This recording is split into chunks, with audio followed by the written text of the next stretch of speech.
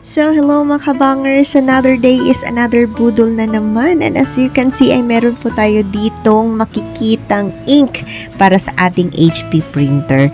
So, I've decided na palitan na yung dating ink na nabili ko kasi hindi na gaano ka-quality yung napoproduce niya sa ating pagpiprint. And I'm hoping na this one ay maganda na ang quality since ang ink na ito ay para na talaga sa ating HP printer. And of course, medyo pricey siya. So, praying po talaga tayo dito.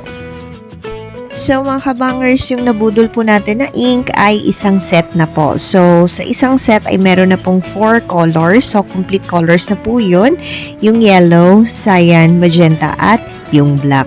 And don't worry mga kabangers, ay hindi na rin kayo mamomoblema if paano natin ito i-refill sa ating cartridge kasi meron po itong kasamang injections. Bali, 4 pieces din ng injections yung free, so tagi-isa sa every colors.